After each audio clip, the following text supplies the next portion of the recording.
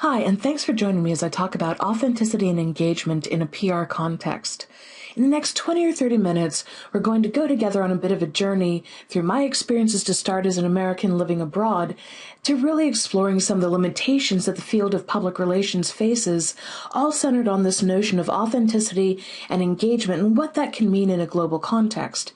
Our goal really is to set aside a lot of our views and our assumptions to put ourselves in the shoes of our stakeholders, really the people that should matter in public relations. So thanks for letting me take a bit of time to talk about what I think it means to have a genuinely global perspective on PR in a modern world. When I was asked to do this talk, and don't worry, you'll have time to ask me questions afterwards, when I was asked to do the talk, I thought I might talk about crises and the global lessons that can be learned in that context. But when I started really thinking about it, it occurred to me that when we think about the field of public relations, we're talking about a field that is, or at least ought to be, about authenticity. Now, I know that this is a bit of a buzzword in the field right now, and so that can mean that it loses some of its meaning and power, but bear with me because I really do think it's a powerful concept, especially at a global level. But all of that's to come. Let me introduce myself, and that might help to explain a little bit of the madness behind the method. Originally, I'm from Colorado, and in terms of my education, I like to think about the tour of state schools. I've been a Ram, a Cowboy, and a Longhorn, and throughout my primary interest has been communication. But the journey to strategic communication and public relations really started a bit earlier. I grew up in a family business, and get ready for this niche, focusing on horse photography and integrated marketing communication. I call it IMC now because that's what we did. But at the time, we just thought about it as developing campaigns for our clients and taking some pictures. So from the age of 11, I was a salesperson, then a photographer, then a campaign strategist, and all that was before I went to university. Later on, I added in a bit of a graphic design and digital designer, somewhere along the line as well. So when it comes to this notion of developing communication strategy, it's something I've done for, frankly, longer than I care to admit. And so, as a field, public relations just made sense. But I was always also interested in people's different experiences in life, so I studied cultural anthropology and political science alongside of communication. Then in my master's program, I wanted to study an organization that was different. And in the state of Wyoming, the organization that I thought would be the richest in terms of support and identity was the Lesbian, Gay, Bisexual, Transgendered Association at the University of Wyoming. And it was there that I had a really unhappy circumstance of working with the group as a researcher when Matthew Shepard was murdered for being gay in 1998. So what my master's thesis became was an organizational ethnography of support and a social group managing a crisis, one that was a crisis for the group, but also a very personal crisis because they lost one of their friends.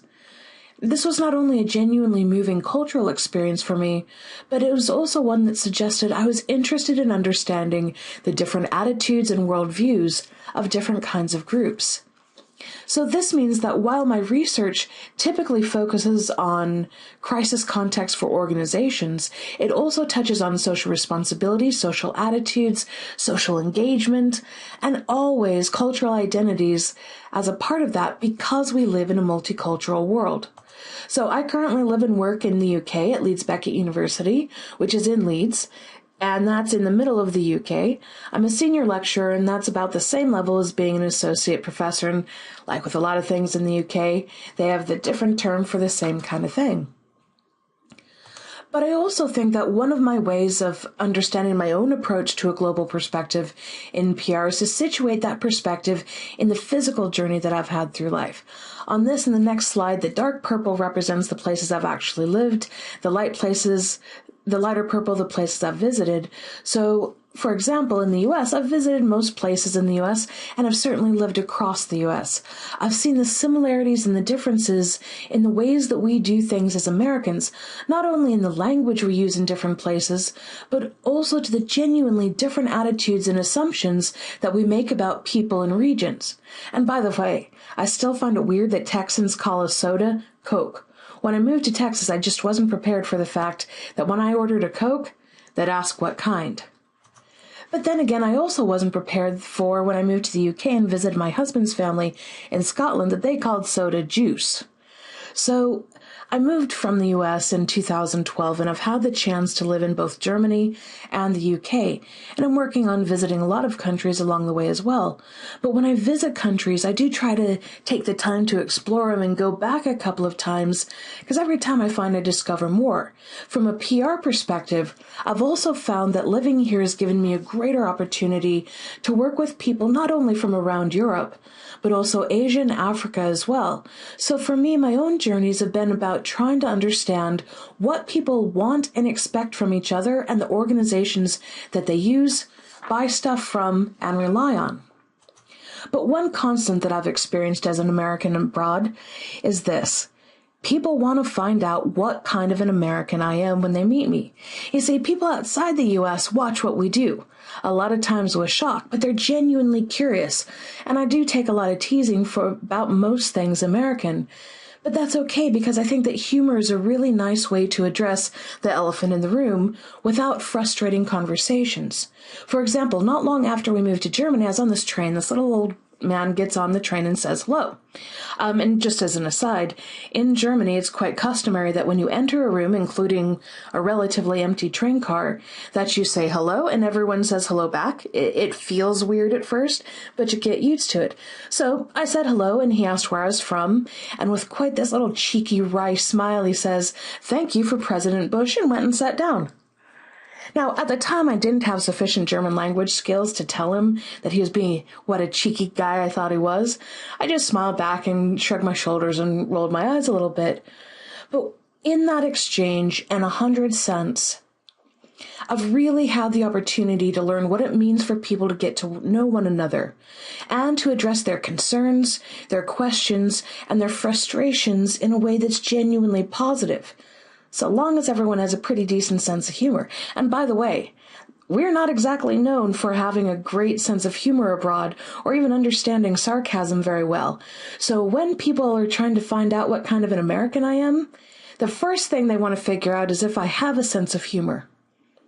But this is a lesson in authenticity and engagement that I think we can carry with us beyond just acculturation experiences, and we'll come back to this in terms of authenticity and what it means in a few minutes, but it's something that we can carry on if we start thinking in terms of what other people expect. But before we carry on with the notion of authenticity, I thought I might ground this with bringing in a little bit of crisis and more broadly public relations perspective. So in the field of PR, we're known as the country in the U.S. with the best developed practitioners and researchers in the field. In crisis communication, the same is true.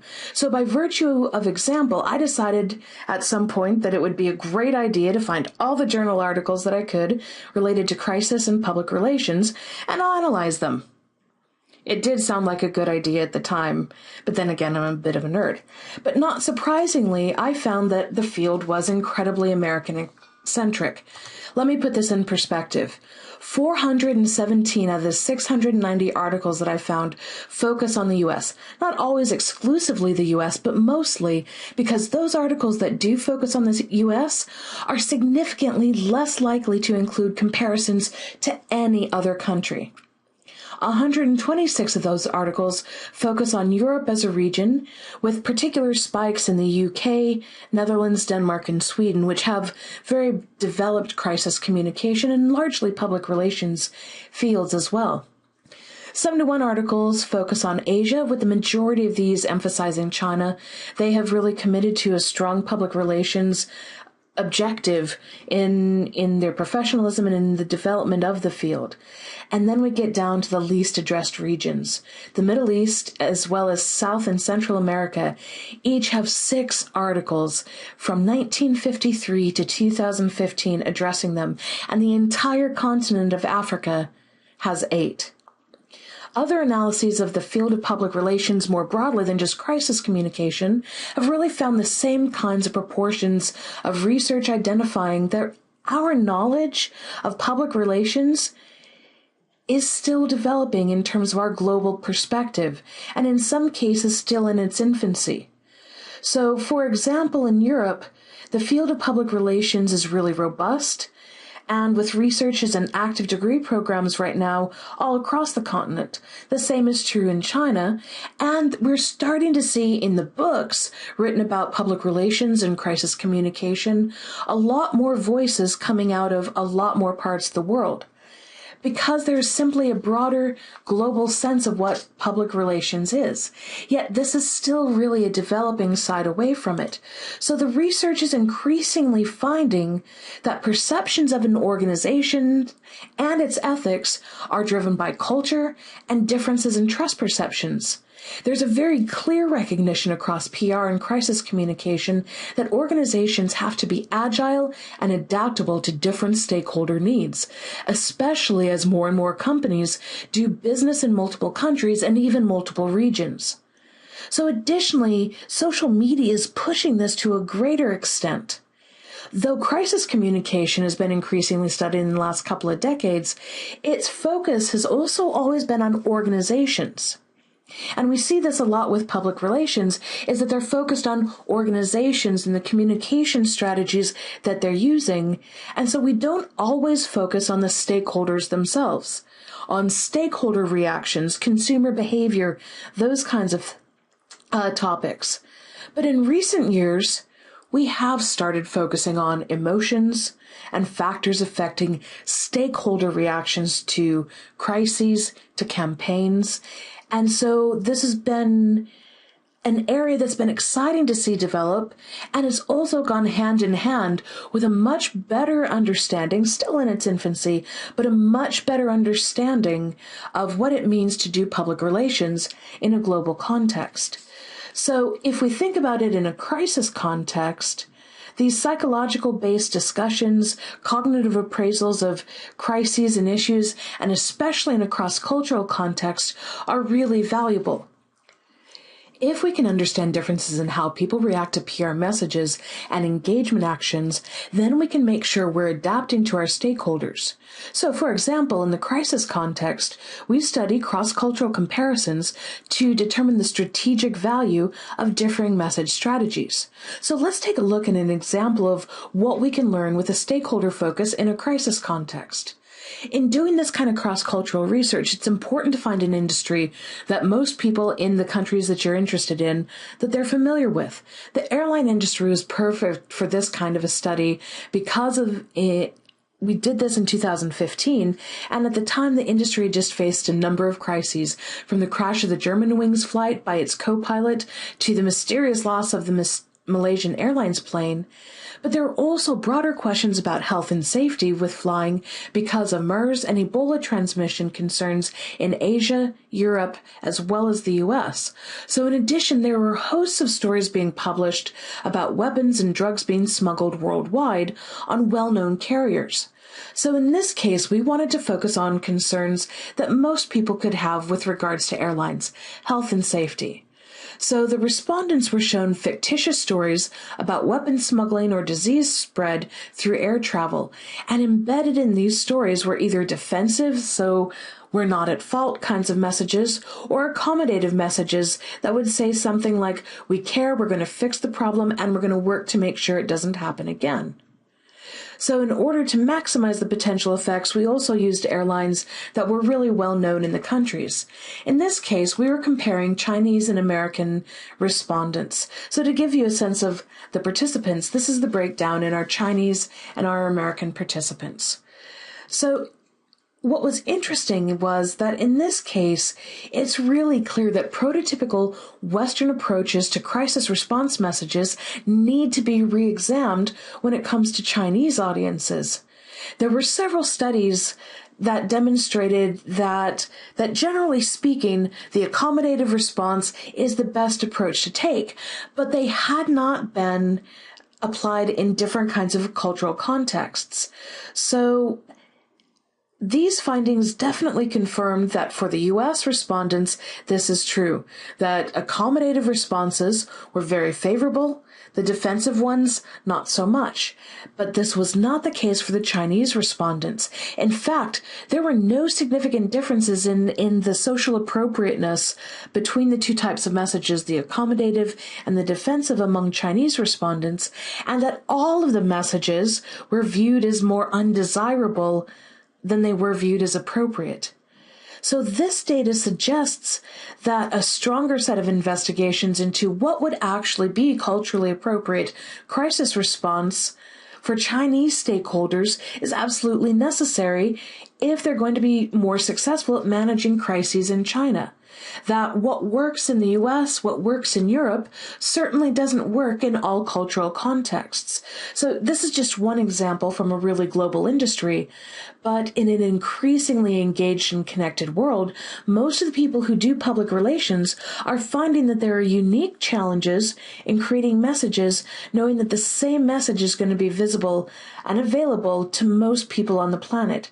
It used to be that we could tailor messages to different groups of stakeholders, knowing that there wasn't a lot of chance that very, very different groups in very different places were going to see the same message. But that's not the case. So it's forcing us as a field to be more consistent. But in that consistency, we have other risks that, quite frankly, our messages are just going to be less meaningful and potentially less effective because they're less tailored. So the question is, how can we do our jobs in public relations? How do we successfully manage relationships between different and often global stakeholders? A lot of time when we try and figure out the answer to this question, we try to communicate about being more socially responsible. The notion of the triple bottom line as a way of communicating authenticity and a company's positive well-being has become more and more common. There's been a great deal of financial investment in social responsibility initiatives in the last 20 years, and really starting a bit before that, but the last 20 years most especially. The problem, though, is that social responsibility as a concept is a bit of a troubled concept. If we ask the question, does being socially responsible improve stakeholder relationships, what we find is that the answer is quite mixed. Sometimes yes, sometimes no. The problem is that the research on social responsibility in and of itself isn't consistent. So what we see, though, with social responsibility is an emerging cynicism. But we also saw this with the Chinese respondents to the accommodative or the most socially responsible crisis response too. So sometimes we should probably be asking a different question. Why is it that CSR can seem inauthentic? Practitioners in PR worldwide have been emphasizing for years that walking the walk and talking the talk, but as we've just seen in the crisis context and also in a more broad PR context, it just doesn't always seem to ring true. So the question is, how do we explain why different groups will view our efforts at being good in some circumstances and quite cynically in others? And keep this in mind. If we can answer this question, it can hopefully help explain why Coca-Cola, for example, spends $2 billion a year annually on CSR projects and $4 billion a year on advertising. Keep that in mind. But when we think about authenticity, I think a good theory to try and use to explore this is motivation hygiene theory. Think about it this way. If we take a shower before going out for the day, that doesn't make us a good or a bad person. It just frankly makes us nicer to be around, especially when it's hot outside. But this is what we're talking about when we're thinking of authenticity. It's a judgment that stakeholders make about an organization's actions. So motivation hygiene theory asks, do stakeholders believe that we're trying just to be tolerable, or do they believe that we really mean it? So how does motivation hygiene theory work? Well, it starts with an organization's behavior, or especially for us, the communication of that behavior, and then it asks where people are satisfied with it or dissatisfied with it. And this is the way that people tend to evaluate any of their engagements with organizations, whether that's passively consuming the information, actively chatting with them over social media, for example, buying something from the organizations, or complaining. But what does this mean in terms of the ways that we can or should be engaging with different audiences? Right now, we don't have a lot of clear ideas about a specific answer to this question, but there's just not enough cross-cultural research to draw the big conclusions. But perhaps we should start simply, maybe even separating practitioner beliefs from public stakeholder beliefs about what authenticity is. So if we compare these perspectives, we can better put our finger on what authenticity means to regular folks in practice. In this context, if we look at CSR, and we start with a company putting its best foot forward, we can see whether that makes a difference in terms of whether those actions are viewed authentically. So this research is based on a focus group study here in the UK that compared practitioner and consumer attitudes about CSR, authenticity, and how much people really believe what companies do is genuine. So see if some of these themes ring true, and feel free to pick up on any of these in a Q&A afterwards. Take notice that consumers do actually want to know what companies are up to, but they're not necessarily interested in typical marketing and advertising communication. They're increasingly cynical about it. This complements research from all over the world that people are incredibly cynical about companies' self-promotion. What is powerful, though, is word of mouth. We know that in the US, the UK, and Europe, trust comes from the information passed on from our friends and family more than companies, than the news media, and certainly governments. And let's face it, though, is that necessarily a good thing? Are our friends and family actually trustworthy? Turns out we believe they are more trustworthy than these institutions. And in these focus groups, the concept of authenticity came up time and time again, and oftentimes with a lot of cynicism. And yes, Brits are typically quite cynical. But this also squares with research we're seeing from a lot of countries, especially about social responsibility or any other positive kind of corporate behavior. But the problem for social responsibility initiatives is often that it doesn't lead directly to purchasing behaviors. And so this is why CSR programs are often criticized. But I would put it to you that 30 years ago, people weren't always considering the ethics of foreign production, but we are now.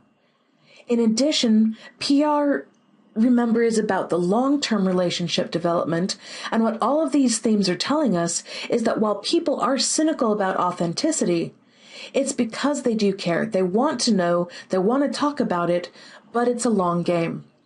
So before we judge an organization as authentic, we need time as stakeholders, as consumers, to interact, to observe, and to judge.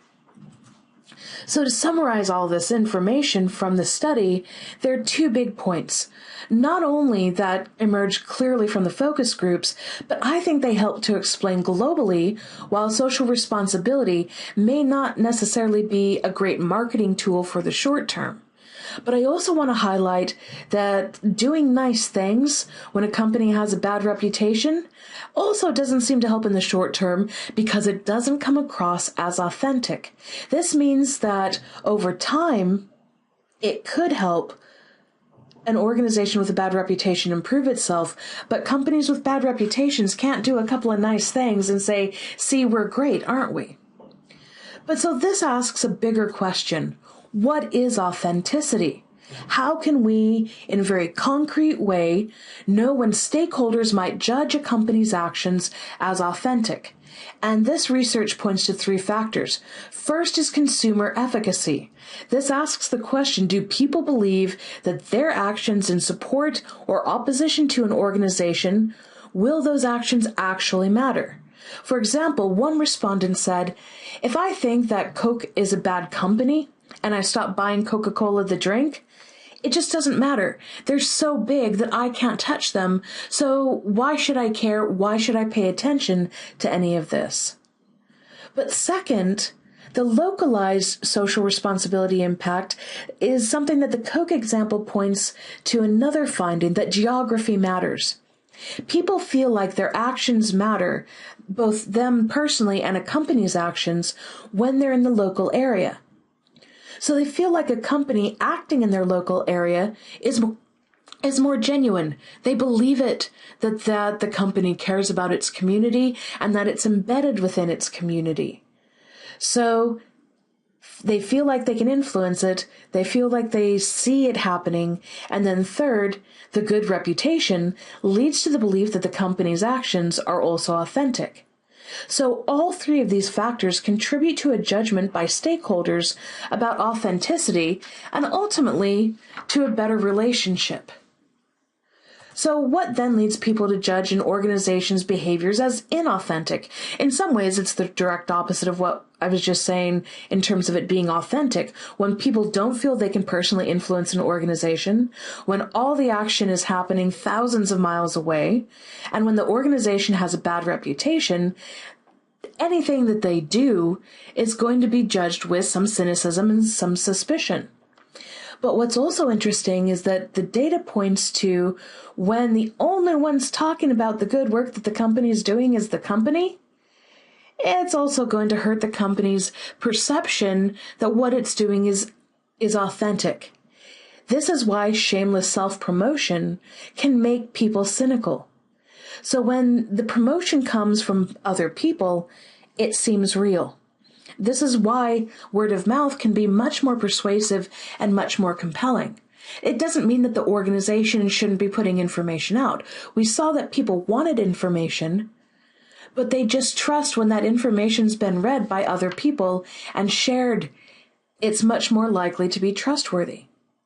So what does all this mean? It's hard enough to do our work in our own backyards, but what the research is showing us, with the crisis example comparing the US and Chinese reactions, is that people from different places and different cultural traditions will view the same messages very differently. It also means that the best of intentions may not always be effective in helping people to see the work as being authentic. So we need to understand what different audiences value. But this is really good news for PR as a field.